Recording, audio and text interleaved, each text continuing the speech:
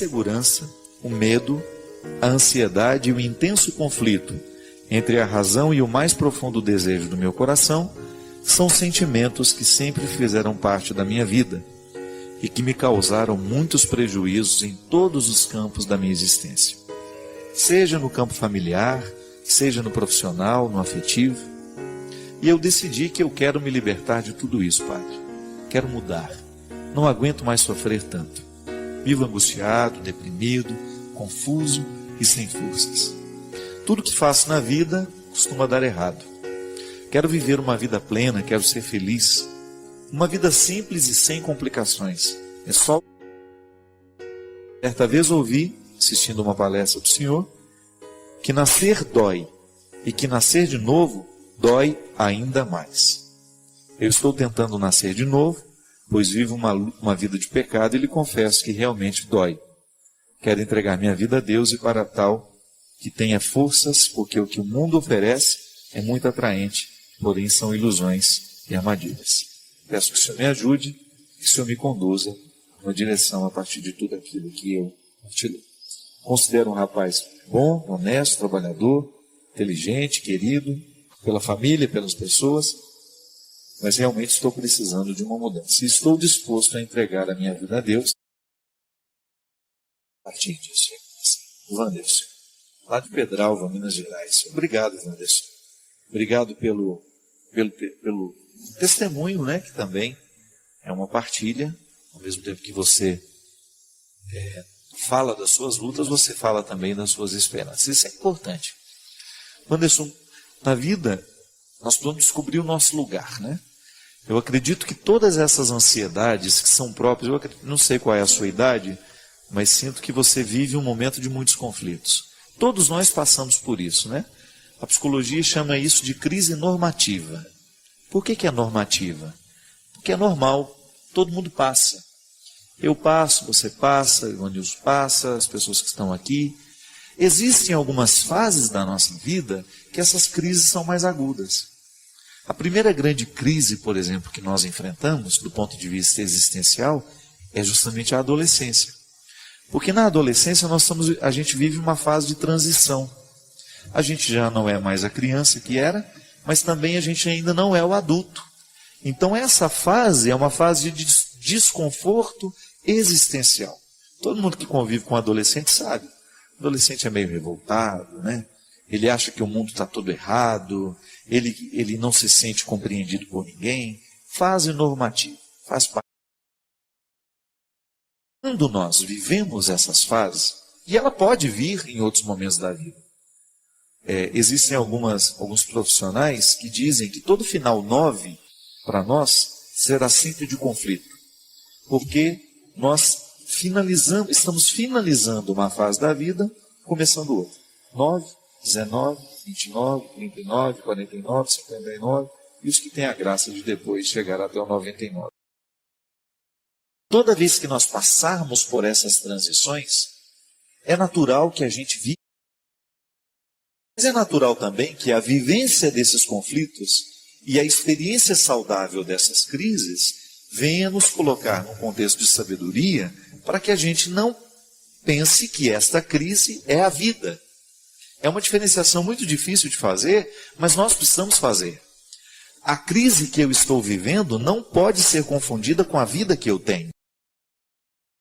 Às vezes ela pode ser muito volumosa e me dar essa ilusão de que toda a minha vida está em crise. Não. Às vezes eu tenho uma ou outra crise, por exemplo, no contexto familiar. Posso ter uma crise de fé, no meu contexto religioso, espiritual. Posso, de repente, ter uma crise com um amigo, né? Posso, de repente, ter uma crise com o namorado, com a namorada, com o irmão. O grande problema é quando aquele ponto, aquela situação pontuada, começa a abranger a vida toda. Aí, então, o conflito que você teve na vida afetiva começa a atrapalhar a sua vida profissional, sua vida familiar, sua vida espiritual. Aí a crise é como se fosse um rio que recebeu água demais e não cabe dentro dele. O que ele faz? Ele transborda. O que nós precisamos fazer? Administrar bem a crise. Bom, primeiramente, descobrir por que ela existe. Por que eu estou angustiado? Por que eu estou tão deprimido? Por que eu estou tão cheio de ansiedades, inseguranças, medos, que são as palavras que você usou. Por que tudo isso hoje é presente na sua história? Então, ao invés de olhar tudo isso de maneira muito completa, muito totalizante, né? Tente particularizar. Onde é que nasce esse distúrbio? Claro que ele tem uma origem. Claro que ele tem uma causa. A gente sabe que não adianta nada a gente tentar cuidar do efeito se a gente não sana a causa. Não é assim a vida? Se eu tenho uma infecção, não adianta eu só tirar a febre. Eu tenho que descobrir a causa da infecção e trabalhar a causa dessa infecção, que naturalmente a febre vai embora. Crise geralmente é uma febre. Uma febre que vai doer em nós e que vai retirar a nossa tranquilidade, porque alguma coisa está em desarmonia. E aí, meu filho, você precisa saber. Pode ser que a sua crise esteja diretamente ligada ao seu desconhecimento ainda de qual é o seu lugar. Gente, é tão importante isso. A vida precisa nos encaminhar para esse conforto. Eu acho que todos nós merecemos isso. Num determinado momento, você ter aquela satisfação de saber, eu estou no lugar certo. Escolhi. Tenho problemas, mas estou no lugar certo. Porque a gente não vai tolerar as dificuldades se a gente estiver no lugar. Se a gente estiver no lugar certo, se a gente estiver fazendo da nossa vida aquilo que a gente realmente sabe que deveria fazer, as dificuldades que serão próprias deste contexto serão facilmente administradas. Muita gente não consegue administrar o momento presente difícil, é justamente porque tem consciência que está fazendo um erro terrível, está cometendo um atentado contra a própria. Aquela velha história, meu Deus do céu, eu estou desperdiçando a minha vida com uma profissão que não me satisfaz. Eu estou comprometendo a minha felicidade num estado de vida que não me realiza. Como se em um determinado momento da minha vida eu descobrisse que eu sou um padre infeliz, que eu não deveria ter sido padre, que eu fui padre por acidente, seria terrível. Da mesma maneira como alguns colegas meus descobriram que ficaram padres não porque queriam, porque foram empurrados no próprio processo formativo, ou porque não tiveram coragem de sair do seminário, não tiveram coragem de contrariar a mãe, contrariar o pai, a madrinha que já tinha escolhido, que já tinha comprado o paramento para ele, e depois estava lá, numa vida de infelicidade, de irrealização, dando um contra-testemunho terrível. Por quê? Aí todas as dificuldades que são próprias da vida do padre, ele não vai tolerar. Por quê? Porque ele não queria ser padre. Ficou padre por acidente. É como casar com a pessoa errada também. Não queria casar com aquela pessoa, não a amava o suficiente. É por isso que quando vierem as pequenas crises, o casamento vai por água abaixo. Só vai poder suportar as grandes dificuldades, as pequenas lutas do dia a dia, grandes e pequenas, se a gente souber que nós estamos no lugar certo. Se eu estou vivendo a minha vida do jeito certo. Isso é importante. Descobrir qual é o nosso lugar no mundo e fazer de tudo para que nós tenhamos o direito de estar lá, vivendo do jeito certo, nessa coerência existencial. Mesmo porque é isso que Deus quer de nós. Deus nos capacita de dons, de possibilidades, para que a gente possa se encaminhar para o lugar certo e lá a gente se realizar. Se um cachorro fosse professor, você aprenderia muitas coisas com ele. Por exemplo, quando alguém que você ama chega em casa, corra ao seu encontro. Nunca perca uma oportunidade de ir passear. É verdade, o cachorro está sempre pronto, né? Você abriu a porta, ele já E nós nem sempre, né? Às vezes nós estamos lá debruçados no sofá, naquela preguiça, roncando, fumando. Nunca perca, então, uma oportunidade de passear. E a primeira, quando alguém chegar em casa, corra para receber aquele que chegou, assim como o cachorrinho faz. Permita-se experimentar o ar fresco do vento no seu rosto. Mostre aos outros que eles estão invadindo o seu território. O cachorro fica meio bravo, né? Tire uma sonequinha no meio do dia, 15 minutos, e espreguice antes de levantar. Essa, se a gente pudesse, faria todo dia, toda hora, né? Corra, pule, brinque, aproveite a vida. Tente se dar bem com o próximo e deixe as pessoas te tocarem. Não mordam quando um simples rosnado resolve a situação. Eu achei essa frase ótima. Não morda quando um simples rosnado resolve a situação. É verdade. Vez em quando nós temos que dar uma rosnadinha para lembrar que a gente também está vivo, né? Mas não morde com muita facilidade. Não perca a paciência com muita facilidade. Um bom rosnado já serve. Já vai resolver o seu problema. Em dias quentes, pare e role na grama. Beba bastante líquidos e deite debaixo da sombra de uma árvore. Eu acho que você deveria pular essa segunda parte, role na grama, porque eu acho que muita gente não vai ficar nem bem fazendo isso. Beber bastante líquidos, continue aprendendo com os cachorros. Deitar debaixo da sombra de uma árvore, se você tem essa árvore com a privacidade para você deitar, eu também recomendo. Quando você estiver feliz, dance. Aproveite e balance todo o seu corpo. Como a gente não tem rabo para balançar, tem que balançar o corpo mesmo. Esse movimento na vida é importante demais. Você se exercitar, você ter uma vida dinâmica, né? A não ser que você tenha aquele cachorro preguiçoso que só levanta os olhos assim de vez em quando para ver se chegou a comida. Nós não estamos falando desse cachorro não, tá? O cachorro que nos ensina é aquele cachorro ágil, que está sempre pronto para fazer alguma coisa. Ou para vigiar, para proteger, para ser feliz, para correr com o dono. O cachorro preguiçoso não entra aqui não. Não importa quantas vezes o outro te magoa, não se sinta culpado. Volte e faz as pazes novamente. É verdade, né? O cachorro você pode magoá-lo, ele tem sempre uma reserva para poder oferecer àquele que o magoou. Aliás, outro dia eu estava vendo um e-mailzinho, uma piadinha, um pouquinho maldosa, mas eu achei boa, vou contar aqui. Qual é a diferença entre a sua esposa e o cachorro? Qual é a diferença entre a sua esposa e o seu cachorro? Você sabe? É simples. Só deixar os dois trancados dentro do porta-mala do carro e abrir. O que te receber com alegria.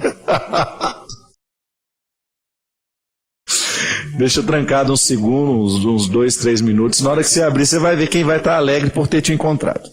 Aí é o cachorro. Aproveite o prazer de uma longa caminhada. Oh, meu Deus do céu. Gente, quantas vezes na nossa vida o nosso processo de conversão vai começar a acontecer no momento que a gente começa a fazer uma caminhada. Primeiro que a caminhada é uma purificação da mente, né? Eu me lembro quando eu morava em Belo Horizonte, eu fazia todo santo dia. Eu era muito fiel a essa atividade. Morava perto da Lagoa da Pampulha, morava ali no Jaraguá, no Planalto, mais precisamente, e eu fazia uma caminhada ali na Lagoa da Pampulha. Inclusive, ao estar em Belo Horizonte na semana passada, eu fiquei lembrando dos meus tempos de caminhada.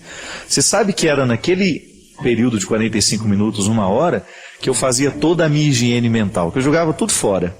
E andando e permitindo que o vento do final da tarde, né, aquele momento de caminhada, pudesse não só fazer bem ao meu corpo, mas também fazer bem à minha alma. Às vezes nós vamos ficando pesados demais, né? E quando está pesado demais, sabe o que você faz? Toma um banho, troca de roupa, vai fazer uma caminhada de uns 20 minutos, escolhe um lugar que seja mais tranquilo. Se você tem um carro, pega o carro, vai até lá. Se não tem, pega uma bicicleta. Escolha um lugar para você ficar andando sozinho, quem sabe fazendo uma caminhada num ritmo bom para trabalhar também o cardiovascular. E ali naquele momento você vai ter a oportunidade de jogar fora os seus excessos. Faz muito bem a nossa vida. Todo mundo que tem o hábito da caminhada, seja de manhã, seja à tarde, no horário que você puder, sempre faz bem ao corpo e à mente. Se alimente com gosto e entusiasmo. Coma só o suficiente. É verdade. O cachorro, depois que ele está saciado, não adianta ficar oferecendo muita coisa para ele. Ele vai olhar, pode ser o prato mais saboroso, que ele vai olhar e ele vai desprezar. Nem sempre nós somos assim, né? Comemos, aí passa um pudim, depois de você ter comido todo, você olha, os olhos já vão na direção do pudim e já arrancam um pedaço dele. Você já começa a comer com os olhos, né? Ou então passa aquela leitoa, aquela maçã na boca, você já acabou de comer o seu bifinho grelhado, tudo light, aquela saladinha, mas aí você vê aquela maçã, a maçã na boca da leitoa, e na verdade você quer a leitoa, a maçã não lhe interessa, mas aí já vai, corre atrás da leitoa e já come mais uma fatia. Comer demais nos mata aos poucos, né? Então a gente precisa tomar cuidado com a nossa alimentação também. Seja leal. Seja leal aos seus amigos, às pessoas com quem você trabalha. Seja leal até com aquele que você encontrou pela primeira vez. Sabe, minha gente, eu tenho experimentado o quão é bom na vida a gente confiar nas pessoas.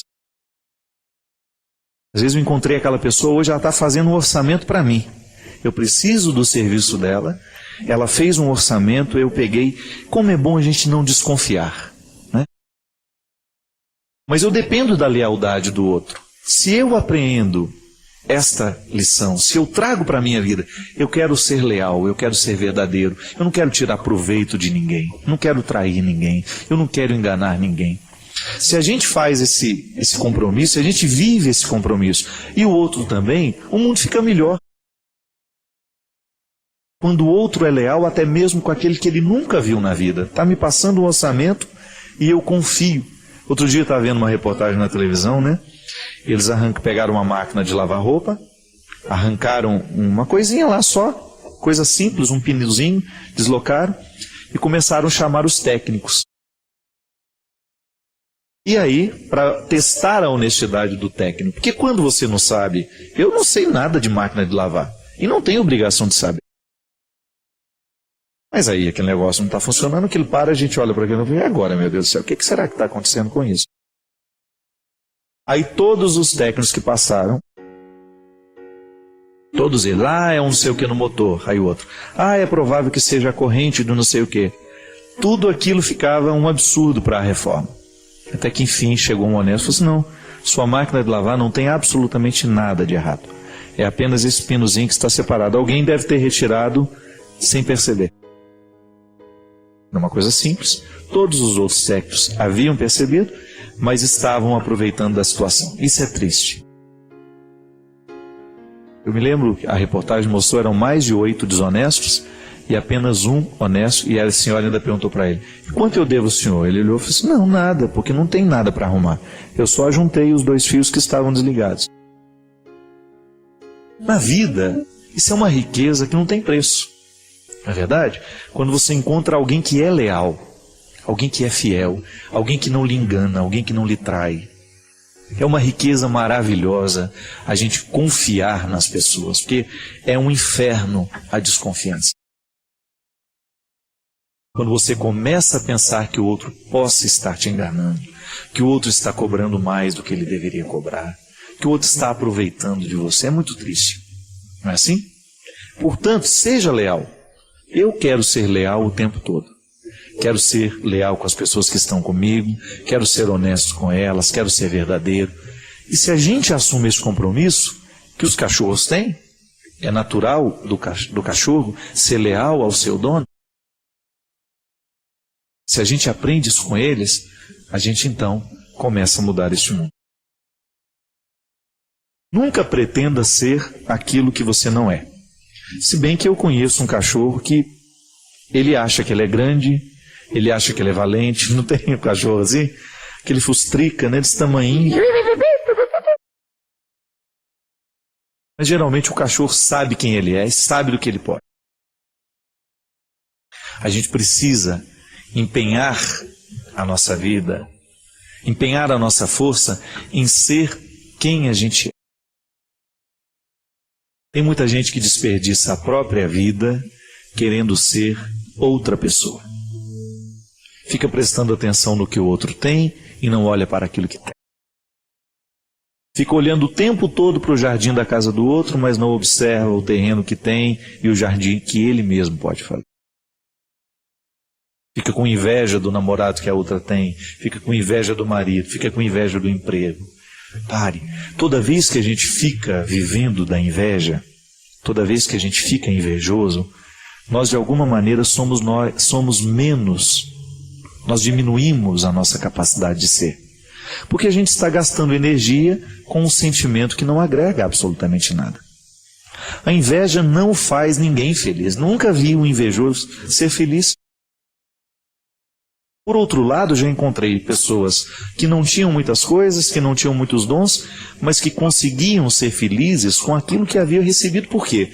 Porque trabalhavam bem, articulavam bem aquilo que era. Se empenhavam em ser aquilo que elas são. Isso é muito importante. A gente não perder a oportunidade de ser quem a gente é. E o mais importante de tudo, quando estiver nervoso ou triste, fique em silêncio. Fique por perto. Não. Quando alguém estiver nervoso ou triste, fique em silêncio, fique por perto e mostre que você está ali para o confortar. A amizade verdadeira não aceita imitações. Muito bonito, tá vendo? O cachorro nos dá uma lição maravilhosa de vida.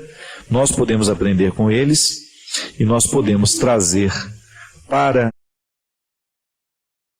o contexto da nossa humanidade a sabedoria dos animais.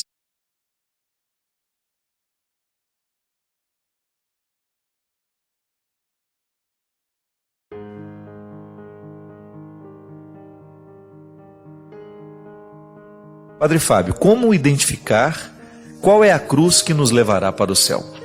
É a cruz de cada dia, não é? Sempre digo, a cruz é grande, mas ela se desmembra em pequenos pedaços. Não há cristianismo sem cruz. Nós não podemos admitir a vida humana sem dificuldades. Dentro do cristianismo nós chamamos isso de cruz. Na subida de Jesus para o Calvário, ele levou fisicamente, materialmente uma cruz. Mas toda a vida de Jesus foi marcada por cruzes que ele precisou levar.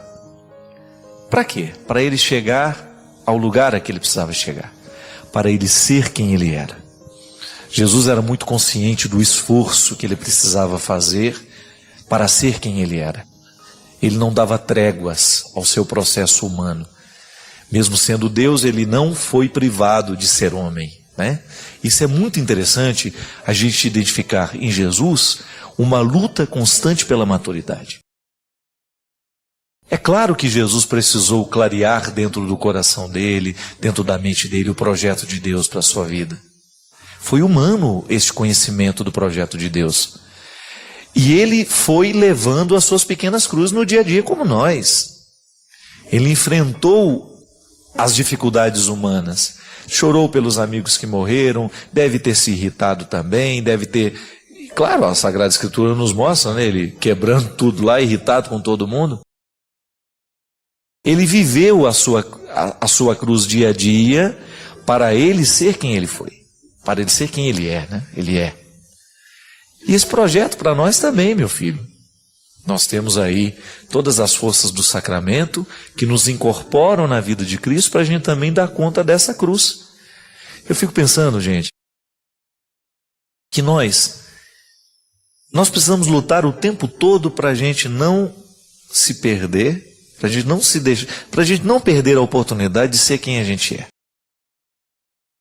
E não conseguimos ser quem a gente é, esse potencial que Deus colocou em cada um de nós, né? Qual o padre que eu fui hoje, né? Será que é o padre que Deus espera que eu seja? O pai que você conseguiu ser hoje para os seus filhos? O amigo que você foi? O namorado que você foi? O filho que você foi? Será que já é o que Deus projetou? Não acredito que seja.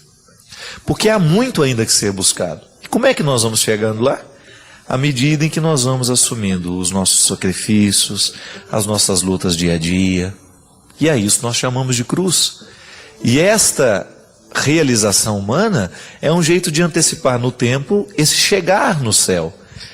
Essa chegada no céu, ela é escatológica. Ela acontecerá de maneira definitiva no momento da nossa morte. Ou não, né?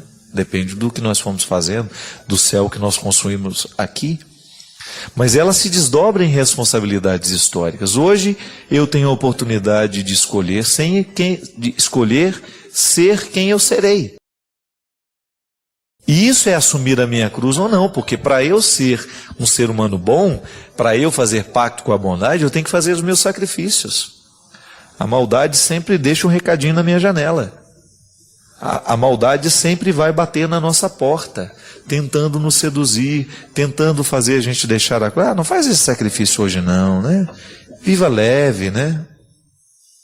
É um processo que a gente não pode descuidar. A cruz de cada dia, o sofrimento de cada dia, são definitivos para que nós possamos chegar a ser quem nós podemos ser. Senão a gente morre sem ter chegado lá. Morre sem ter conhecido, sem ter atualizado na vida o potencial que Deus colocou em nós. É muito triste, né? Você vê uma pessoa amargurada, morrendo sem ter sido quem ela poderia ter sido. Lamentável.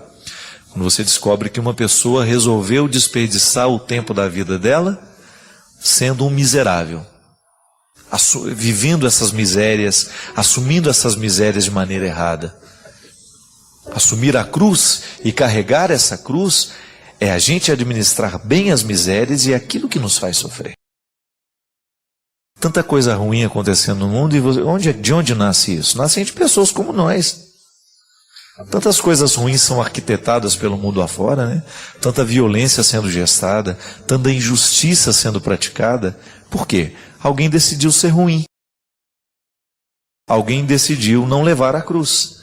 Alguém decidiu não fazer o sacrifício para ser melhor. Porque dá trabalho ser gente. Dá trabalho ser melhor. Tem que lutar todos os dias, não pode descuidar.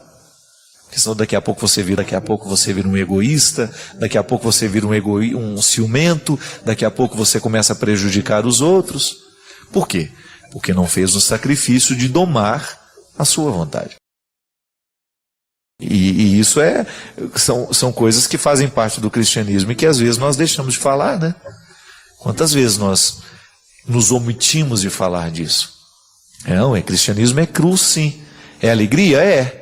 Eu vivo buscando as minhas alegrias todos os dias, mas a partir das minhas cruzes. A minha vida é real. A alegria não chove no quintal da minha casa todos os dias. Eu tenho que abrir, né, o espaço para que ela aconteça. Ela é construída a 4 mãos. Deus entrega o presente, mas eu faço a minha parte, o meu esforço. Então, identificar a cruz que nos leva ao céu é você olhar para frente, descobrir o que hoje na vida precisa ser administrado, quais são as dificuldades que você tem. Essa é a sua cruz. Esse é o céu, começando ou não. Que às vezes a gente adia, né, a construção do céu. Obrigado pela oportunidade de entrar na sua casa, de falar com sua família. Obrigado pela confiança de me dedicar esse tempo agora, de me permitir participar da sua vida. A partir do momento que a gente deixa o outro falar com a gente, de alguma forma nós estamos abrindo as portas do nosso coração, da nossa vida. Eu espero, com a minha fala de hoje, poder lhe fazer uma visita de um jeito certo. Poder ter a oportunidade de ser padre para você, de falar daquilo que eu acredito, de ter a oportunidade de partilhar a minha vida, a minha verdade, as minhas realidades, né, os meus defeitos, as minhas qualidades, tudo aqui perpassando pelas minhas palavras, pela partilha que pretende ser este programa. Eu me recordo que quando eu dava aula, eu fazia na faculdade, eu tinha esse ofício de ensinar escatologia, que é é o braço da teologia que reflete sobre as realidades futuras, sobre a eternidade. E eu gostava sempre de salientar com os meus alunos que nós, como padres, toda vez que nós formos falar da morte, temos que falar sempre a partir do significado que ela traz para a vida. De nunca pensar como uma finalização, né? É apenas uma passagem. E falar dessa passagem, refletir sobre essa passagem, é a gente pensar na nossa vida, no nosso jeito como nós estamos vivendo. Aliás, às vezes eu identifico que o medo que nós sentimos da morte está diretamente ligada à nossa falta de qualidade na vida. Porque a partir do momento que a gente vive com qualidade, nós vamos encarar a morte de um jeito diferente. É claro, é natural que nós tenhamos apegos. E, aliás, eu fico pensando que os nossos apegos, eles são fontes de muitos sofrimentos. Quando eu tenho um amor a alguma pessoa, quando eu tenho um vínculo com alguém, é natural que eu tenha medo que essa pessoa morra, que ela vá embora da minha vida, e é natural que eu sofra muito no momento em que isso acontece. É uma experiência positiva de amar, que acaba se desdobrando no sofrimento, né? Então hoje é um dia de saudade, é um dia de recordar as pessoas que um dia foram importantes na nossa vida e que de alguma forma continuam vivas dentro de nós. Porque a saudade é esse sentimento que Deus nos permite viver, experimentar, para a gente fazer ficar presente dentro de nós aqueles que já partiram. Então hoje, ao recordar e ao rezar pelas pessoas que nós amamos, que já foram embora da nossa vida, nós poderíamos, quem sabe, ter a oportunidade de olhar para o jeito como nós estamos vivendo.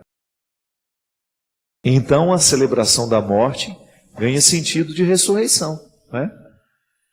Porque se pensar a morte do outro me faz pensar na vida que eu ainda não estou morto, então de alguma maneira eu vou descobrir nessa minha vida as ressurreições possíveis. Aquilo que eu já posso experimentar de maneira antecipada da eternidade que eu tanto espero. A gente sabe que o dia de hoje é sofrido para muita gente, é sofrido para todos nós que de alguma maneira perdemos até de maneira mais recente, né? A dor recente de ter que ter tido sepultado, de ter que sepultar alguém que nós amamos, é sem dúvida para nós uma experiência também de aprendizado. Olhando para aquele que a gente não tem mais, quem sabe a gente possa perceber o que está do nosso lado hoje. Muitas mães se curam da dor de terem perdido um filho quando são capazes de olhar para os filhos que ficaram. É a sabedoria da vida, né? Nos sacudindo ou até mesmo mexendo com a gente para que a gente descubra naquele momento da dor um elemento que nos faça sobreviver. Porque se a gente vai ficar parado naquele que morreu, naquele que foi embora, naquele que não está mais entre nós, a gente corre o risco de esquecer os que estão ao nosso redor. O amor, minha gente, é sem dúvida a experiência humana mais profunda que nós podemos fazer. Mesmo porque o amor abre muitas portas dentro de nós. Através do amor nós podemos acessar muitas realidades que são nossas, que a gente corre o risco de morrer sem acessar. Por isso que é preciso que a gente ame, né? Quando eu amo, quando eu sou capaz de estabelecer um vínculo, eu estou tendo acesso a regiões do meu coração e da minha vida que outras situações não podem me fazer acessar. E se a gente ama, é natural que a gente sofra. Não tem como amar e não sofrer. O amor, ele gera preocupação, ele gera dor no momento em que o outro está sofrendo. E tudo isso é o impacto que o amor causa em nós. Mas também amor gera leveza na nossa vida, né? A sensação de estarmos acompanhados, de não sermos sós. O amor que nós experimentamos em família. Tudo isso podendo ser refletido a partir do dia de hoje e a partir dos significados dos dias de hoje, do dia de hoje, que é olhar para a vida a partir da morte. Desejo do fundo do meu coração todos vocês que hoje estão vivendo esse dia com dificuldade possam descobrir o sentido mais profundo da saudade, que é sempre positivo. Ele não pode nos mortificar. A saudade não é um sentimento que tem que nos deprimir, é o contrário. tem que fazer ressuscitar dentro de nós o bom daquilo que o outro deixou. Tudo aquilo que foi positivo, que foi vivido, que foi experimentado. Através de uma memória que nós celebramos, né? Toda vez que nós o recordamos, toda vez que nós fazemos alguma coisa que ele gostava, que de alguma maneira o atualiza entre nós. Deixar partir não é fácil. A gente sabe que a nossa tendência é sempre reter, não é? Mas não. A melhor forma de lidar com a morte é deixar que ela se concretize, que ela aconteça, sem que a gente também corra o risco de morrer junto. Não no corpo, né? Às vezes a gente morre nas alegrias, morre nas esperanças, porque a gente não soube administrar aquela perda, porque a gente não soube administrar aquela ausência. Que Deus abençoe muito você, que Deus lhe dê muita sabedoria para você também lidar com as suas perdas. Que o tempo todo a gente está perdendo. O tempo todo nós passamos pela experiência de perder. É inevitável. A vida é assim. Mas ao mesmo tempo, nós queremos aprender com aquilo que a gente perde. É por isso que a igreja nos coloca na perspectiva da ressurreição, que é justamente dar um novo sentido, dar um novo significado para um momento tão doloroso que é a experiência da morte. Pode deixar o seu pedido de aconselhamento, mas também o seu pedido de oração.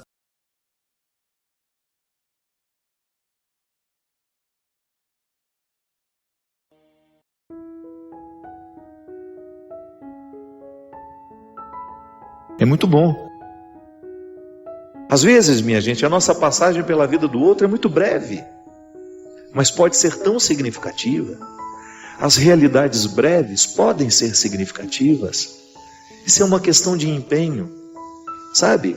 Quando você deposita o todo da sua alma naquele mínimo que você faz, quando o seu encontro acontece de verdade, de repente você é atendente de uma loja, você tem a oportunidade de atender aquele que entrou, de fazer o bem a ele com o seu jeito de ser. Às vezes, é só o que eu posso fazer pelo mundo. É tratando bem os que se aproximam de mim. É oferecendo, né, o tudo que sou, naquele mínimo que me é pedido. Dentro de casa, é impressionante como nós negligenciamos essa oportunidade de ser assim um para o outro. E geralmente a gente confia quando a gente está cansado, né? Às vezes o meu cansaço dentro das minhas viagens é tão profundo que eu fico indisposto até de escolher o que eu vou comer. Chego no restaurante, no hotel, vamos ter pouco tempo para descansar e já ir dar continuidade na viagem. Aí a minha assessora me liga: padre, o que o senhor vai querer comer? Aí eu confio. Pede aquilo que você acha melhor. É uma forma que eu tenho de descansar. É uma forma que eu tenho de dar ao outro a possibilidade de estabelecer comigo, de crescer comigo ainda mais nessa confiança. É um exemplo bobo, minha gente. Mas a oração não é outra coisa senão dar a Deus o direito de escolher o cardápio. Dar a Deus o direito de escolher o alimento que nós precisamos ingerir. É por isso que quanto mais a gente se afasta de Deus, maior é a nossa incapacidade de perceber as regras do bom senso. Aí nós vamos ficando aquelas pessoas insuportáveis. Por quê? Nem mesmo os atributos humanos que deveriam facilitar a nossa vida social estão prevalecendo em nós. Nesse tempo onde tantas agressões gratuitas, as redes sociais, onde as pessoas estão tão emburrecidas por causa dos seus posicionamentos políticos, por causa das suas opiniões, a gente agride o outro com tanta facilidade, a gente deprecia o outro com tanta facilidade. Nós, porque somos cristãos, não devemos engrossar esse time, não. Já tem gente demais falando mal, já tem gente demais, colocando os ódios para fora. É impressionante como nós queremos combater a crueldade com crueldades ainda piores. Sabe por quê? Porque na tentativa de consertar a crueldade, nós somos ainda mais cruéis. Aí a gente descobre que nós estamos no oposto do que Jesus nos ensina. Você não pode tentar curar uma crueldade com outra crueldade. E o mundo vai ficando cada vez mais doente. E nós vamos entrando nesse jogo doente. Muitas vezes ficamos paralisados. Paralisados pelos acontecimentos. Às vezes nos acontece uma coisa ruim. E a gente fica ali meses parados naquilo que foi ruim. Não viramos a página, não damos continuidade à vida, aí perdemos a oportunidade de viver a beleza dessa música. Ir para frente sem me fatigar. Vou com asas, pois confio no Senhor. É assim que funciona. Quando eu permito que os acontecimentos ruins sirvam apenas como uma escada para eu poder galgar um lugar mais alto, eu estou fazendo justiça ao sofrimento que me ocorreu. Agora, quando eu fico nivelado nele, não alcanço absolutamente nada do que ele pode me propor. É por isso que a gente precisa ficar muito atento aos sofrimentos que a gente tem passado, que a gente tem experimentado, às perdas que a gente viveu, porque tudo isso pode servir para nós como uma escadaria que nos leva para cima. Às vezes eu fico pensando que nós não temos a ideia do que nós podemos como pessoas. Um ser humano não tem ideia do que pode fazer pelo outro. Ainda mais se estiver visitado pelos princípios cristãos, que nos ensinam o tempo todo a jogar a nossa alma para fora. Vamos sair das nossas mesquinharias, vamos parar de amassar o pão do nosso dissabor, das nossas mazelas. A minha vocação é buscar as alturas. A sua vocação é buscar as alturas, mas nós jamais conseguiremos alcançar essas alturas se a gente ficar preso a tudo isso que é mesquinho em nós. Se nós ficarmos presos a uma experiência religiosa que não nos permite o aprimoramento do ser, se nós ficamos presos em preces que definitivamente não nos aproximam de Deus, mas são apenas uma verborragia, um palavreado sem sentido, que não repercute dentro de nós. Volto a dizer, uma fé que se manifesta o tempo todo a partir de pedidos e não a partir de confiança.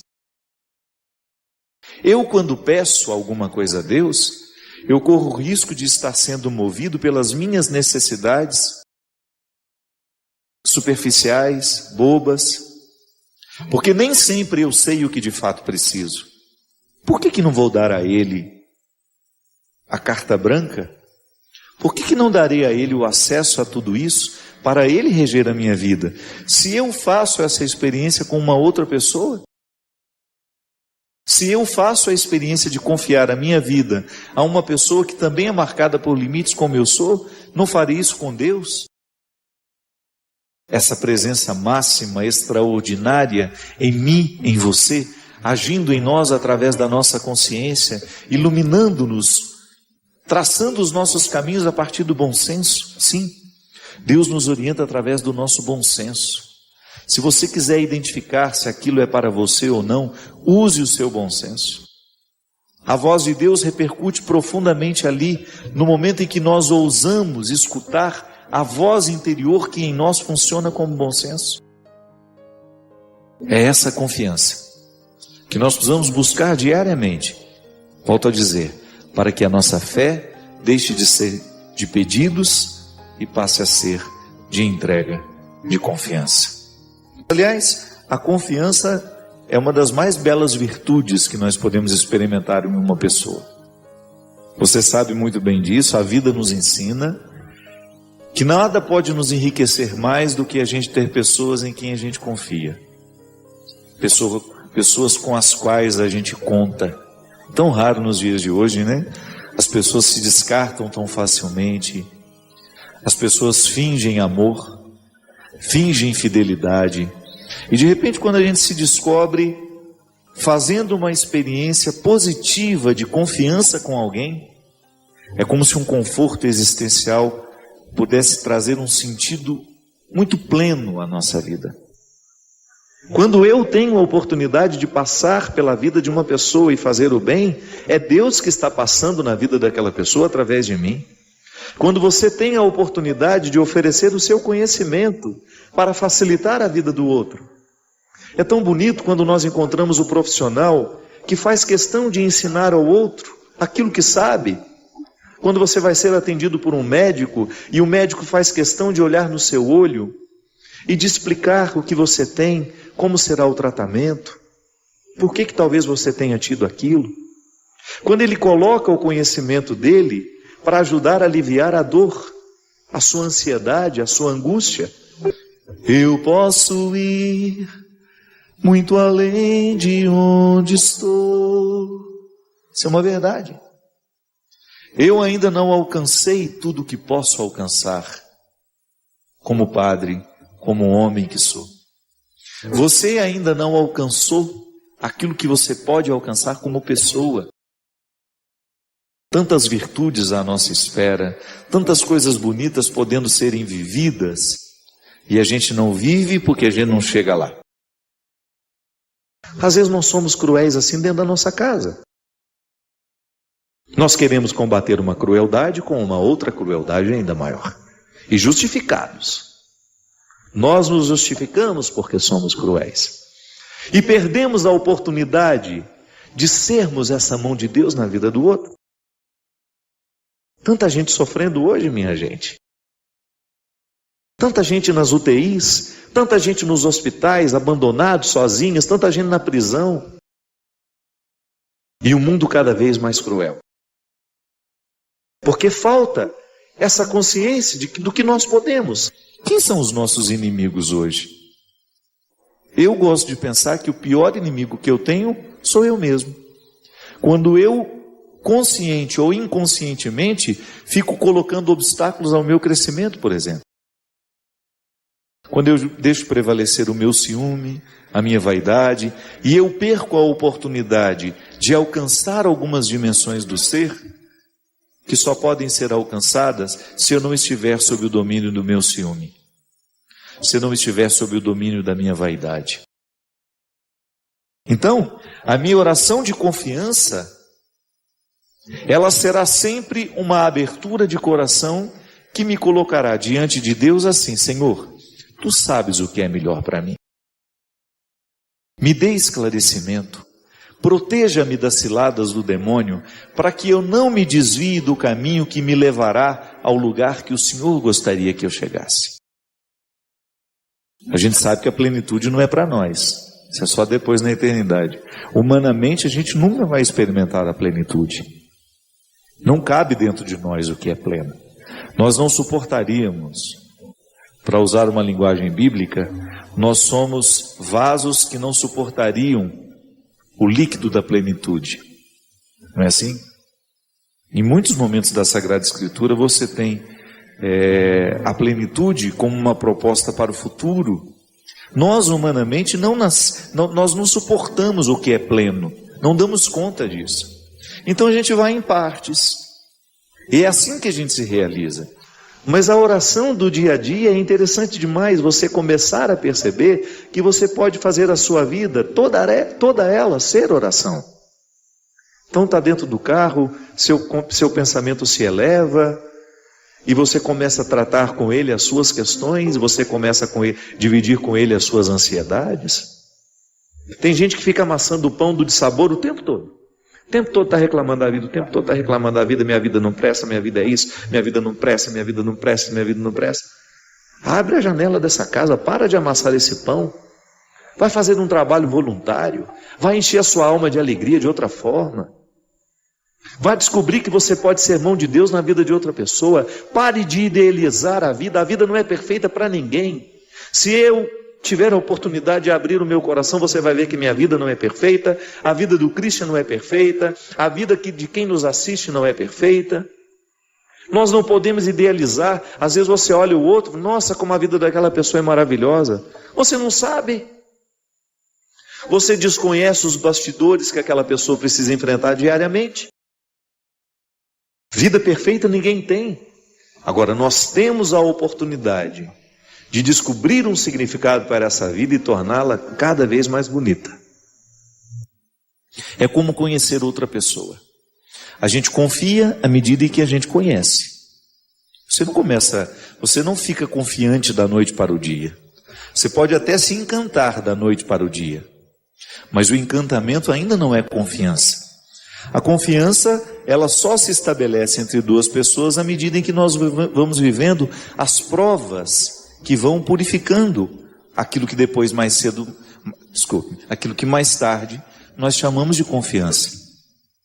São gestos pequenos que a gente vai identificando que ali a gente pode confiar. E é por isso que a fé em Deus, ela vai amadurecendo e vai colocando em nós uma confiança. Confiar, minha gente. É tão bonito a gente caminhar na direção de uma fé que se expressa pela confiança. Não entendo nada do sofrimento que agora me ocorre, mas eu confio, Senhor. Não tenho ideia de onde essa dor possa chegar. Não sei por que ela chegou e não sei aonde ela vai chegar. Mas eu confio que o Senhor está cuidando de mim neste momento. Ouse acreditar assim. Que Deus conhece todos os seus sentimentos, que Deus conhece todos os seus pensamentos e que tudo aquilo que hoje em você é sofrido, por Ele está sendo cuidado. Olha, minha gente, eu digo como padre, anuncio o Evangelho todos os dias, de alguma forma eu anuncio. Nunca vi uma palavra no Evangelho que fosse desfavorável a uma pessoa. Que a palavra, ela pode ser expressão de um bem-querer ou de um mal-querer. Nunca encontrei no Evangelho, nunca encontrei na Sagrada Escritura, na palavra de Jesus, alguma coisa, alguma frase, algum conselho, algum gesto que pudesse ser expressão de desamor. Não. Em todos os momentos, em todos os encontros, Jesus somente pretende beneficiar as pessoas. Com o crescimento, com a vida nova, com a ressurreição, com a superação de tudo aquilo que no passado não valeu a pena. É sempre uma palavra amorosa. É sempre uma palavra dedicada ao crescimento. Tensionando o crescimento, isso é, puxando para crescer.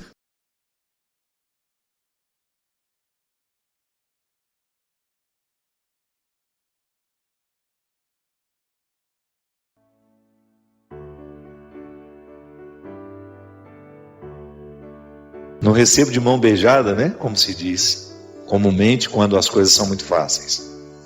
Deus nos deu a liberdade como um dom. Eu trago dentro de mim, você traz em você, todos nós recebemos. Agora, ser livre é outra coisa. É como você ter uma planta que precisa crescer mediante o cuidado que a gente tem com ela. Quando você rega, quando você aduba, para que todo aquele potencial que há na semente se desenvolva e aquela semente possa tornar-se a árvore que potencialmente existe ali dentro. A mesma coisa é a liberdade. Poder dizer, hoje livre sou, é você assumir que você está num processo de libertação da própria liberdade. Porque só quem se possui se oferece. Só o livre, de fato, mas pode é um exercício, experimentar isso. Essa liberdade talvez seja o que mais me encanta na vida, porque às vezes eu me vejo prisioneira de sentimentos tão infantis. Ciúme, comparação. Cada vez mais, o movimento da vida me levando a compreender a partir da minha experiência e da experiência de vejo quem vivendo ao meu lado, que a verdadeira experiência de Deus, ela nos posiciona num contexto de maturidade que nos livra de todos os pesos e as amarras que o infantilismo nos coloca. E às vezes a gente não entende que das realidades baixas, digamos, da nossa vida, das paixões da alma, elas precisam ser dominadas de cima para baixo e não de baixo para cima. Então, são exercícios mesmo, é um exercício espiritual, o levantar a ponte do castelo interior e ok, vamos conhecer quais são esses fulanos que me habitam, né? Que muitas vezes o nosso amor, ao invés de proteger, ele desprotege, porque ele infantiliza. Ele é muitas vezes marcado por faltar realidade, né, no amor. É igual a pessoa que está apaixonada, né? Ela não consegue ver a realidade. Uma mente apaixonada, uma mente que está muito envolvida com uma outra pessoa que acabou de chegar, é um perigo. É um perigo tomar decisões erradas. A paixão cega. Gosto sempre dessa diferenciação, né? A paixão é a antessala do amor. A gente só pode dizer que ama depois de ter apagado todos os fogos incendiários da paixão, porque eles são perigosos. E se dá o direito de não gostar, Fábio. A gente tem o direito de não gostar. Gostar é uma coisa, amar é outra. Eu posso me simpatizar com você profundamente. A gente tem uma conexão deliciosa. Mas eu não sou obrigada a te amar, porque eu não escolhi te amar. Amar é uma escolha. E às vezes no nosso dia a dia a gente não sabe essa diferença e nem se dá o direito de não gostar de alguém. Assim, se o fulano está lá quase morrendo e precisa da minha ajuda, eu vou lá, eu sou cristã, eu sirvo ao Cristo. Mas eu não preciso comer pipoca para o cinema com a pessoa. Claro, você tem um limite que você pode estabelecer, né? Para com carinho. O amor comporta o respeito, é isso que você está dizendo. Isso. Eu não vou te prejudicar, eu não vou te boicotar, mas por outro lado eu também não tenho a obrigação de conviver, de estabelecer esse vínculo diário, de trocar o telefone, isso. né? E às vezes as pessoas confundem muito, elas são muito... É uma imaturidade mesmo na compreensão do cristianismo. Nossa, quantas vezes já sofri por essas imaturidades, já fui imatura tanto, oh meu Deus, tanto, que hoje já me é mais fácil compreender quando alguém é imaturo comigo. Às vezes eu encontro pessoas absolutamente à margem da experiência cristã, ainda pautada nas obrigações, sufocadas pelas obrigações que por acaso existem dentro do cristianismo. Ovelha, né? E às vezes eu encontro algumas pessoas tão livres, mas tão livres, que já encontraram, me parece que o que há de mais profundo do cristianismo. Você falou dessas etapas que a gente precisa mergulhar para chegar ao que há de mais indomável em nós. E o cristianismo é um movimento justamente que passa por essa conquista do que é indomável, para depois você viver a liberdade de ser quem você é. Disciplina é a palavra de hoje. Nós estamos cada vez mais mergulhados num contexto que nos desobriga da disciplina, e isso é muito triste. É muito triste quando nós identificamos que os nossos filhos estão ficando estranhos, eles estão ficando estranhos a qualquer tipo de sacrifício. Porque a vida tem de ser assim, a vida nós temos que facilitar. Tudo bem, as facilidades de hoje, elas são muito boas, mas elas não podem retirar de nós a oportunidade de vivermos a ascese e a disciplina que faz com que todo homem, toda mulher encontrem esse equilíbrio, esse amadurecimento. Como o mundo de hoje nos estimula para fora o tempo todo, como vida interior tem sido difícil, né? Nos dias de hoje. É um trabalho custoso. Meu terapeuta sempre dizia, a gente acha que a vida interior vem de graça, vem no pacote da vida, né? Eu nasci, então eu já tenho tudo internamente instalado, né? É como se eu tivesse vários programas para rodar, mas eu preciso entender como é que eles funcionam.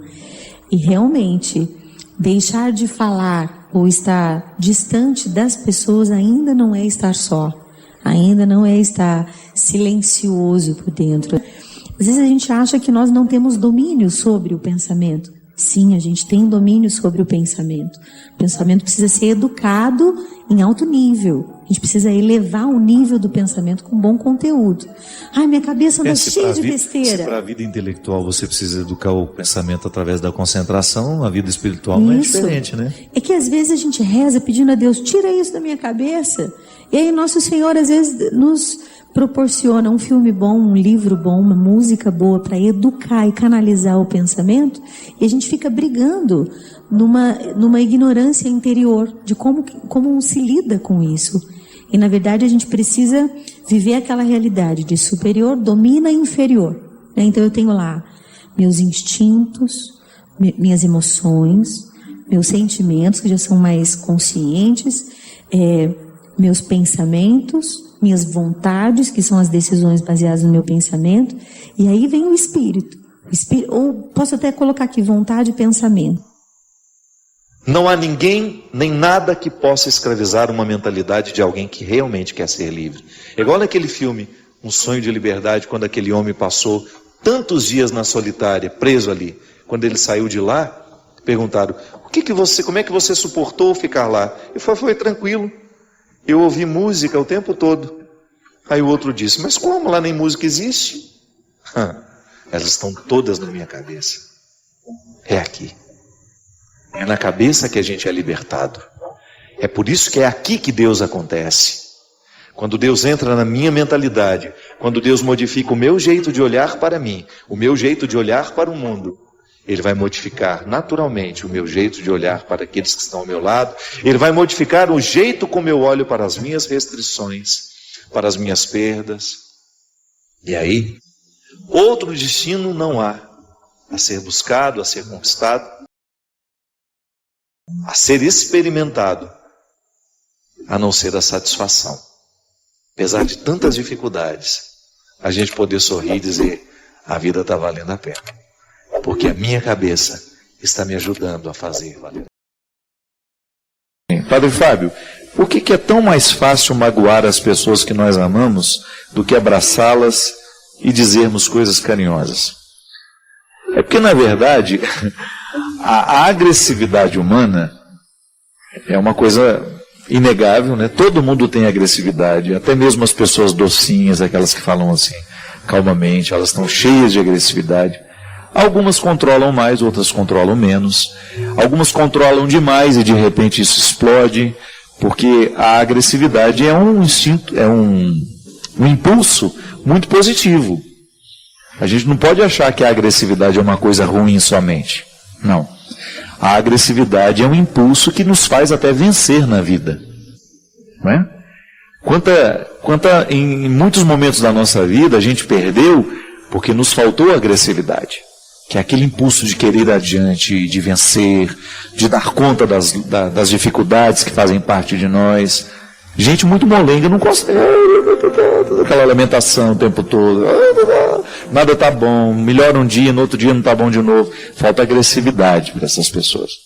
Uma agressividade positiva, que é esse impulso da sobrevivência, né? Que a gente herdou. Isso é ancestral em nós. Muitas vezes nós descontamos nas pessoas que nós amamos, justamente por causa do nosso despreparo para lidar com essa agressividade. E hoje, a gente sabe, nós falamos isso aqui antes de terminar o primeiro bloco, nós estamos vivendo num tempo de muita tensão, nós somos exigidos demais. Porque temos muitas possibilidades, o ser humano acaba perdendo-se no meio desse monte de possibilidades, e acaba gerando uma ansiedade muito grande, que é a sensação de não estar alcançando, de não estar vivendo o que precisaria viver. E é natural que num determinado momento, essa agressividade a gente vai julgar em quem está mais próximo de nós. Porque você não pode ser um exemplo muito simples, né? Às vezes o cara trabalha lá tá louco de vontade de dar uns tapas no chefe dele, não pode. Ele vai chegar em casa estressado com tudo aquilo que viveu, a pobre da família que vai receber o chumbo, né?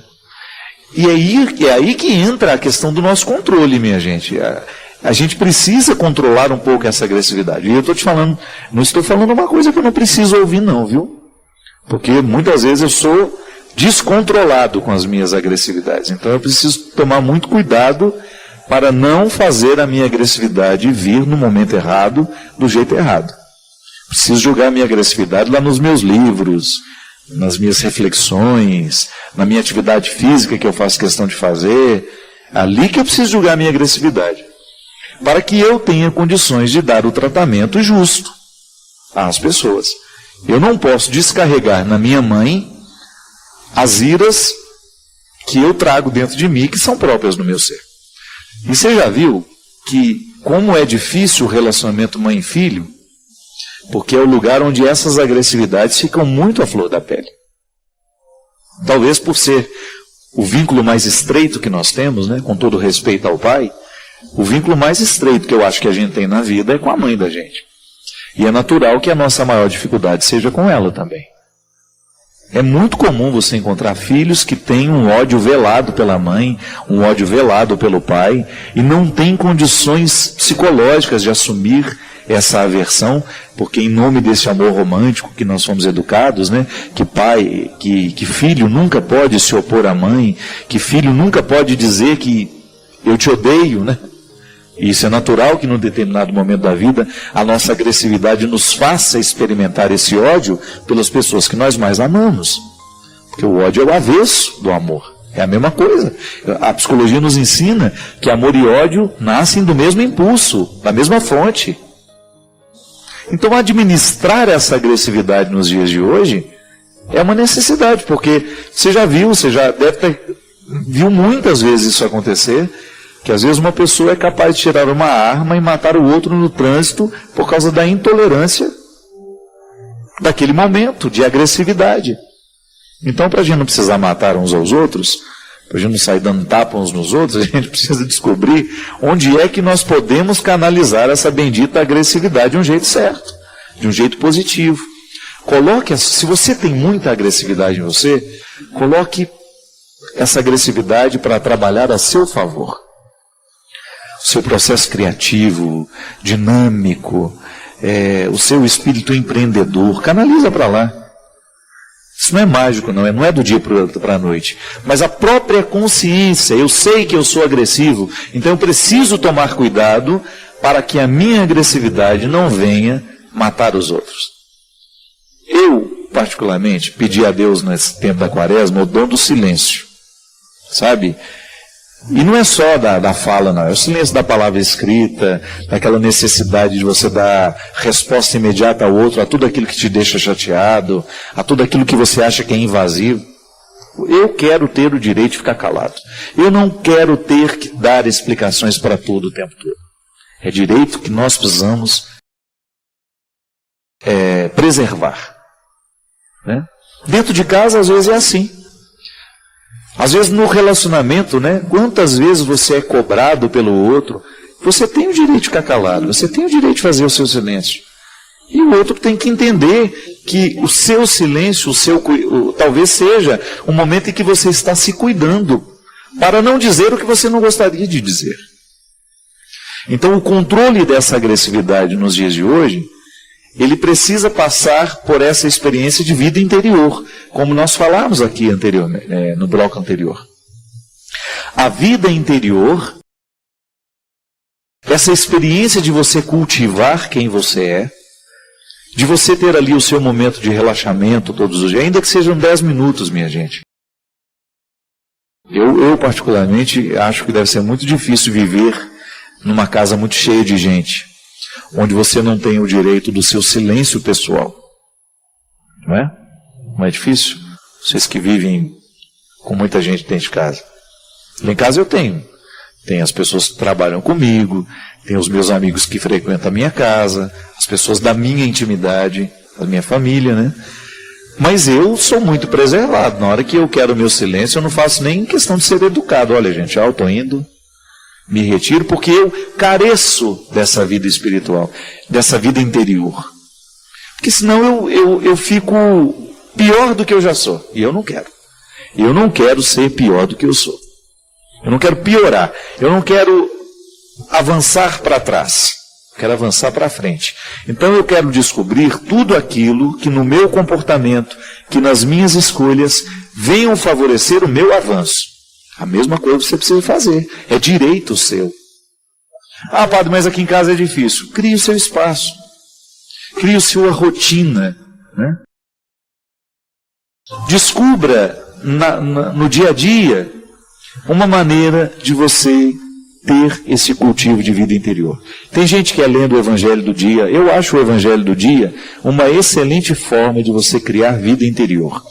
Porque quando você se obriga a fazer a leitura do Evangelho do dia, que você tem a liturgia diária, você pode acompanhar até pela Bíblia, ano A, ano B, ano C, você lê o Evangelho do dia, você fica em comunhão com a palavra de Jesus e ao mesmo tempo cria ali os seus 10, 15 minutos. Você faz a leitura do Evangelho e faz a sua reflexão, o seu momento de silêncio, que vai ajudar muito no controle dessa agressividade.